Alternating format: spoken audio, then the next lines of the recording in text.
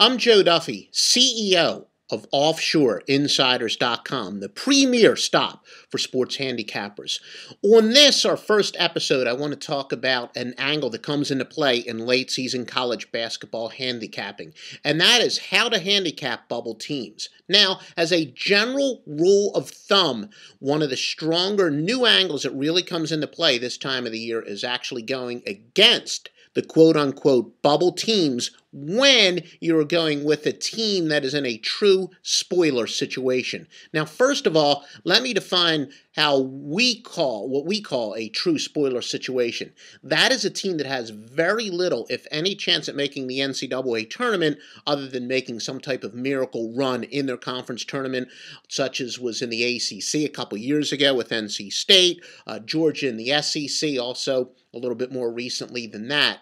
And we prefer to go against teams in spoiler situations at home against bubble teams. Now, how do we define a bubble team? We just use the cheat sheets that are out there on just about any major sports site. Fox Sports has a pretty good one, and Joe Lunardi of ESPN, that's kind of our default cheat sheet, so to speak. Lunardi has the last 4 teams in, the first 4 teams out, and the next 4 teams out. And basically, the lower the team is on those ratings, the more of a desperate situation they're in. And you have to keep in mind, the team would not be in a must-win situation if they've performed well all year in big games. That's one of the main reasons that we like to go against them.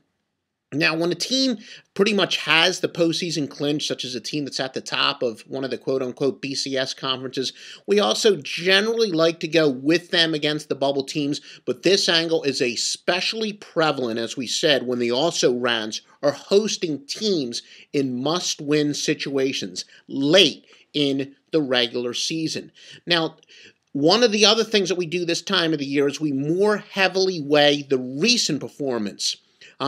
We've told you throughout the year, and in sports like the NBA, too many people weigh too heavily the last 3 games, the last 5 games, etc. But this time of the year in NCAA tournament, in the NCAA basketball, more recent performance is important because it actually demonstrates how a team is done under a similar situation in a must-win situations. Also, keep in mind, in late regular season, it's the younger teams that have more of an upside.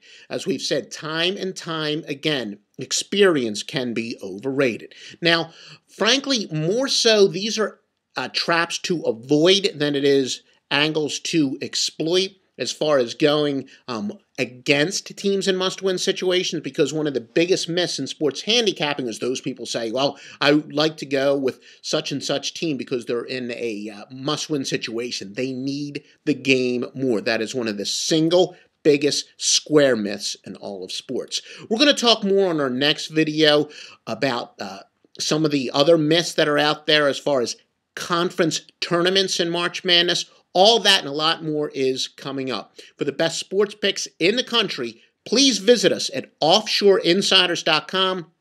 Get picks from me, Joe Duffy at God's Tips. Matt Rivers, a guy that we took from another network of websites. He was the winningest handicapper ever there. Stevie Vincent, a lot of you remember him from the Free Scoreboards Tailgate Party. We have the Master Lock Line, which is the power of 620 sports services behind each and every selection. All that and more is at OffshoreInsiders.com.